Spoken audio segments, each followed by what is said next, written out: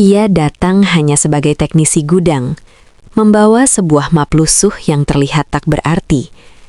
Namun saat CEO cantik itu membukanya, tangannya gemetar, napasnya terhenti, dan masa lalu yang selama ini terkubur bangkit kembali. Satu tanda tangan, satu rahasia, dan satu kebenaran yang mengubah hidup mereka selamanya. Saksikan kisah penuh air mata dan pelajaran hidup ini sampai akhir. Jangan lupa subscribe channel ini, tekan like, share ke orang-orang tercinta, dan tuliskan pendapatmu di kolom komentar. Karena setiap kisah punya makna yang layak dibagikan. Pagi itu datang dengan cahaya yang lembut. Matahari perlahan naik di balik pepohonan tinggi yang mengelilingi sebuah rumah megah bergaya modern. Rumah itu berdiri anggun, seolah ingin menunjukkan kepada dunia bahwa disinilah kesuksesan tinggal. Dinding putih bersih, kaca-kaca besar yang memantulkan sinar pagi, dan taman luas yang tertata rapi.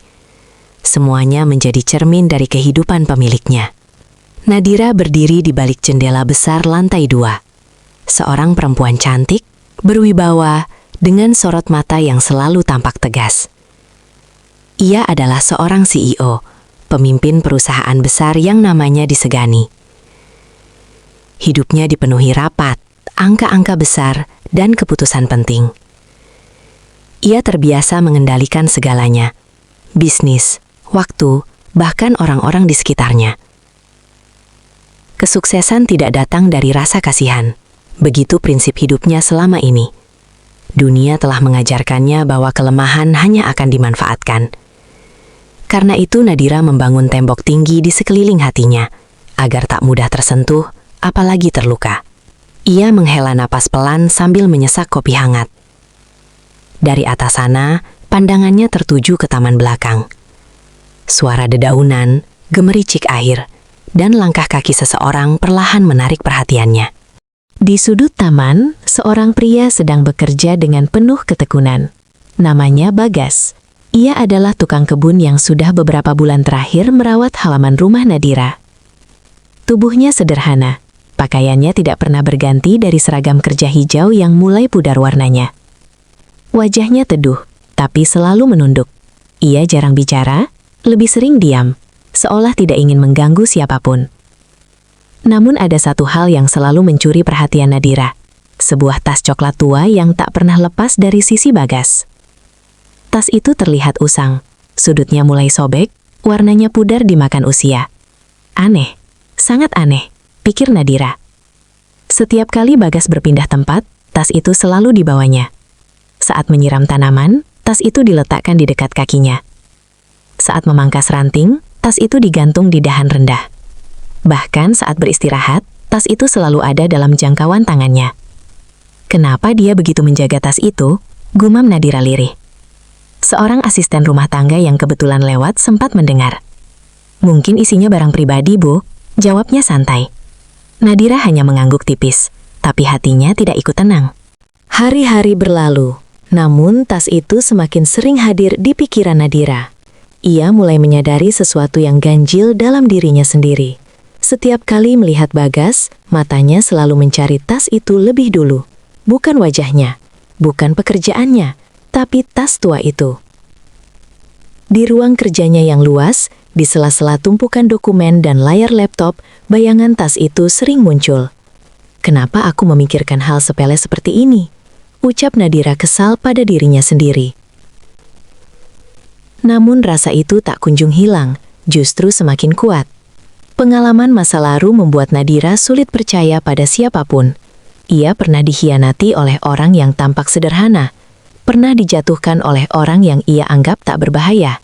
Penampilan bisa menipu, batinnya, dan aku tidak boleh lengah. Malam hari pun tak membantunya.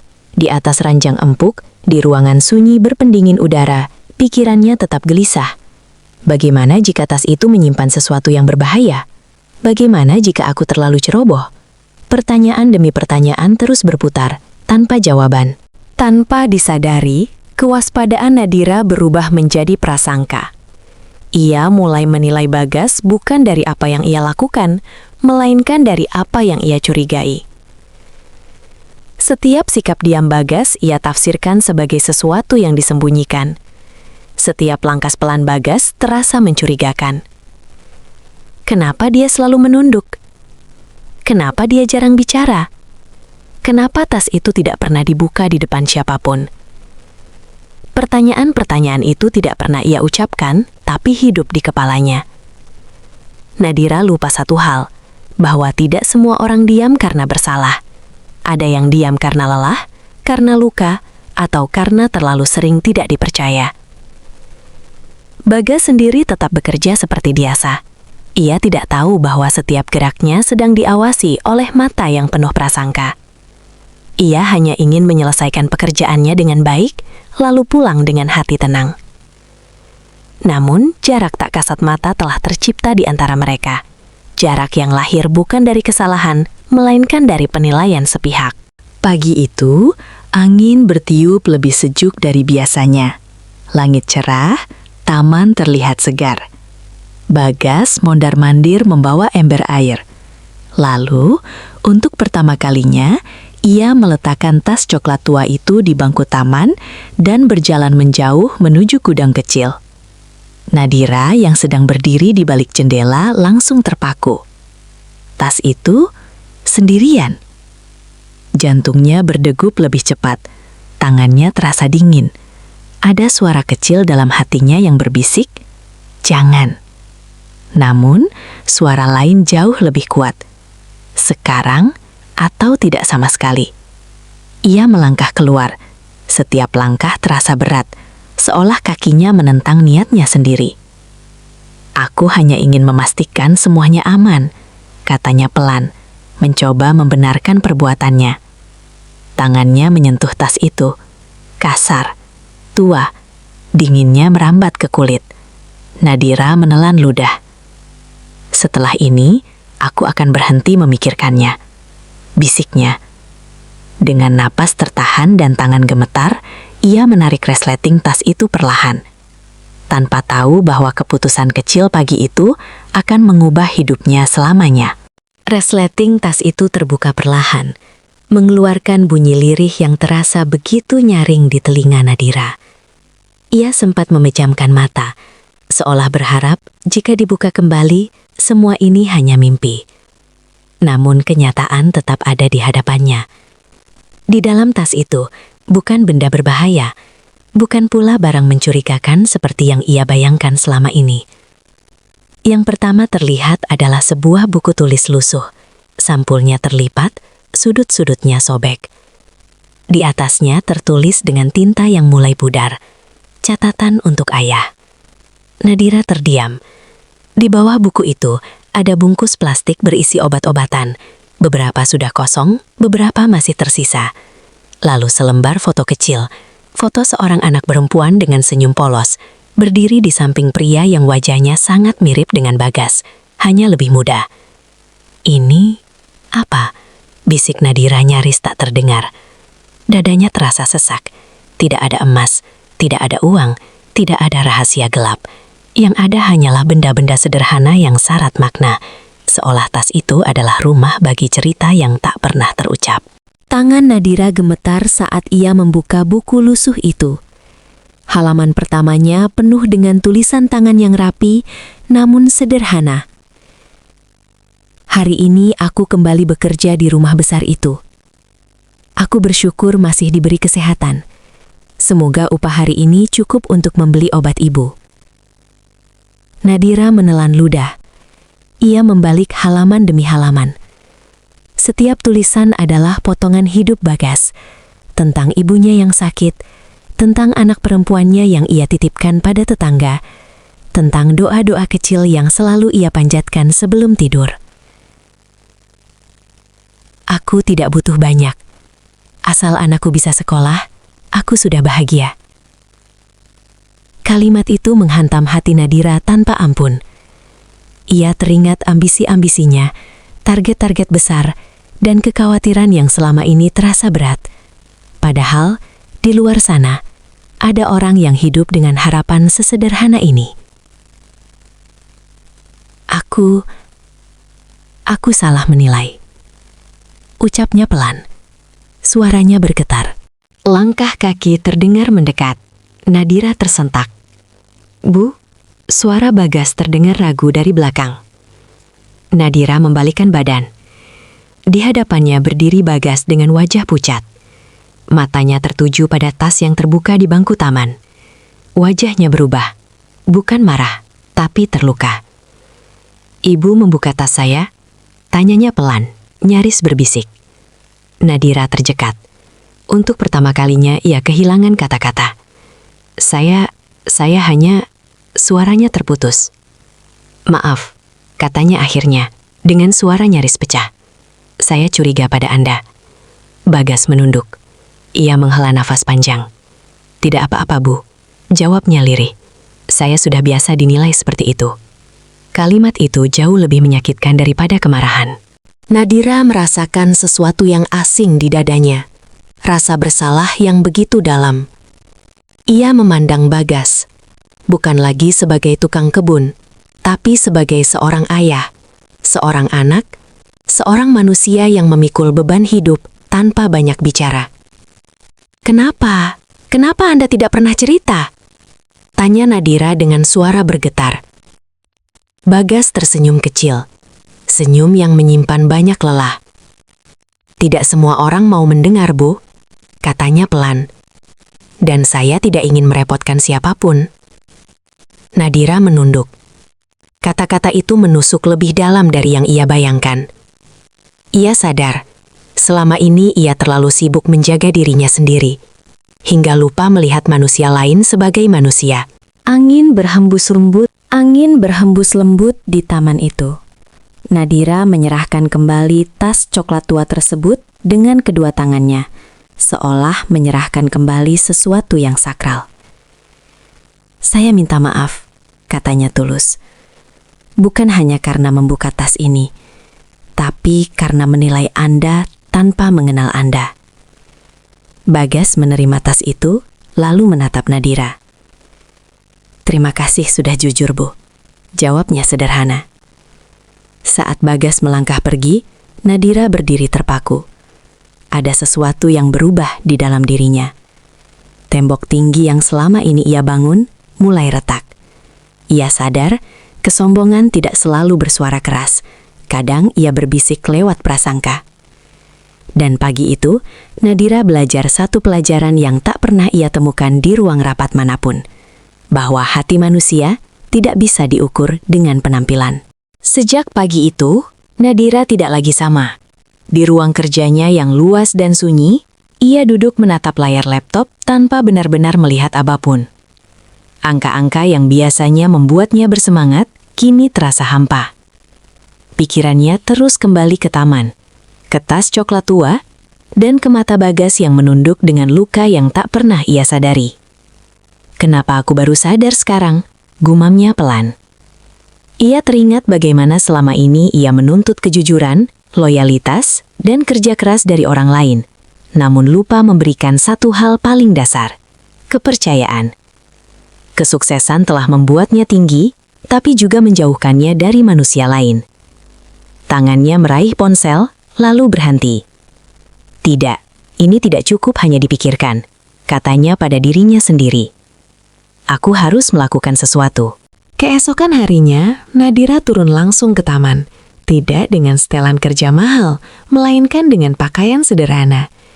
Ia mendapati Bagas sedang menyiram tanaman seperti biasa, seolah tak pernah terjadi apa-apa. "Pak Bagas," panggil Nadira. Bagas menoleh, tampak terkejut.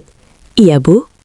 Nadira mendekat, lalu berkata dengan suara lebih pelan dari biasanya. "Saya ingin mengenal Anda, bukan sebagai pekerja, tapi sebagai manusia." Bagas terdiam sejenak, matanya berkaca-kaca, namun ia berusaha tersenyum. "Tidak ada yang istimewa, Bu. Saya hanya ayah biasa yang ingin anaknya hidup lebih baik." Kalimat itu membuat dada Nadira sesak lagi. Nadira mengajak Bagas duduk di bangku taman. Sebuah pemandangan yang tak pernah terjadi sebelumnya. Mereka duduk sejajar, tanpa jarak, tanpa status. "Anak Anda berapa?" tanya Nadira lembut. "1, Bu," perempuan. Namanya Aira, jawab Bagas dengan mata berbinar. Dia suka sekali menggambar. Katanya ingin jadi guru. Nadira tersenyum tipis. Itu mimpi yang indah. Bagas mengangguk. Saya takut, Bu. Takut tidak bisa mewujudkannya. Kalimat itu jatuh pelan, tapi berat. Nadira menunduk, lalu berkata lirih. Mungkin saya bisa membantu. Bagas tersentak. Bu, saya tidak ingin merepotkan. Ini bukan merepotkan, jawab Nadira tegas tapi hangat. Ini tentang kemanusiaan. Beberapa hari kemudian, Nadira melakukan sesuatu yang tidak pernah ia lakukan seumur hidupnya. Ia memeriksa kembali kontrak kerja Bagas. Ia menaikkan upahnya. Ia juga mengatur bantuan kesehatan untuk ibunya dan beasiswa kecil untuk Aira. Saat ia menyerahkan berkas itu, tangan Bagas gemetar. Bu, saya tidak tahu harus berkata apa. Nadira menatapnya dengan mata berkaca-kaca.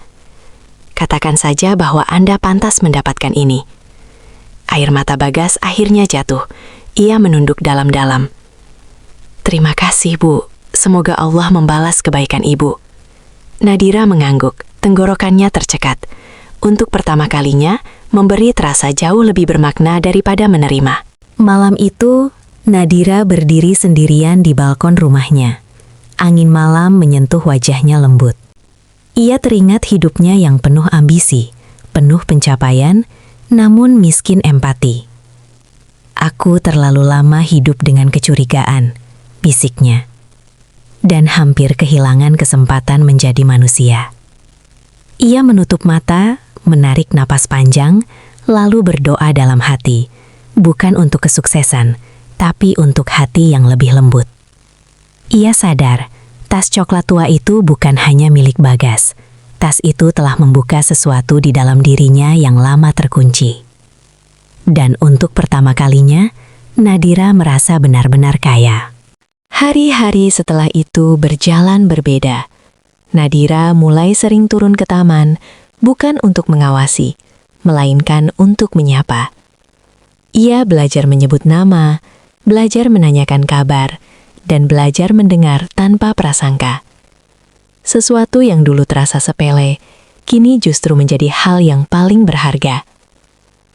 Bagas tetap bekerja seperti biasa. Ia tetap menunduk saat menyiram tanaman, tetap bekerja dengan tenang.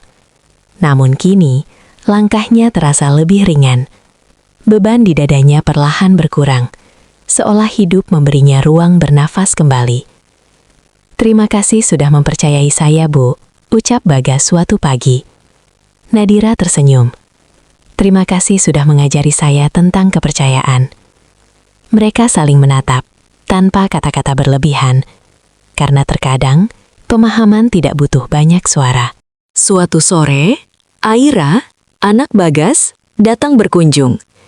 Ia menggenggam buku gambar dengan raut wajah malu-malu. Nadira memperhatikannya dari kejauhan. Gadis kecil itu tersenyum saat melihat taman luas dan bunga-bunga berwarna cerah. Om Bagas, ini rumah yang Bapak ceritakan? Tanya Aira polos. Iya, Nak. Jawab Bagas sambil mengusap kepala anaknya. Nadira mendekat. Hai Aira, gambarmu bagus sekali, katanya lembut. Aira tersenyum lebar. Terima kasih, Tante. Saat itu, Nadira merasa dadanya hangat. Ia sadar, kebaikan kecil hari ini bisa menjadi kenangan besar bagi seseorang di masa depan. Malam itu, Nadira menulis sesuatu di buku catatan pribadinya. Bukan target bisnis, bukan strategi perusahaan, melainkan sebuah kalimat sederhana. Hari ini aku belajar bahwa manusia tidak butuh dihakimi, mereka butuh dimengerti. Ia menatap langit malam dari balik jendela. Cahaya lampu kota berkilau, tapi hatinya jauh lebih terang dari sebelumnya. Ia tahu, hidup tidak selalu tentang menang dan kalah.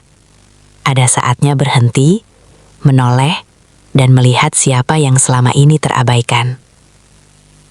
Aku hampir kehilangan sisi terbaik dari diriku sendiri.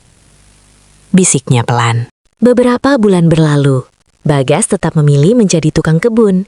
Ketika Nadira menawarkan pekerjaan lain, ia tersenyum dan menggeleng pelan. "Saya sudah menemukan tempat saya, Bu," katanya. "Di sini, saya tenang." Nadira mengangguk, menghormati pilihan itu. Ia kini mengerti, kebahagiaan tidak selalu berbentuk jabatan atau angka di rekening. Kadang, kebahagiaan adalah rasa cukup dan dihargai sebagai manusia. Tas coklat tua itu masih setia menemani Bagas. Namun kini, Nadira melihatnya bukan sebagai tanda tanya, melainkan sebagai simbol perjuangan dan keteguhan hati. Di taman yang sama, di bangku yang sama, Nadira duduk sendirian suatu pagi. Angin berhembus lembut, dedaunan bergerak pelan.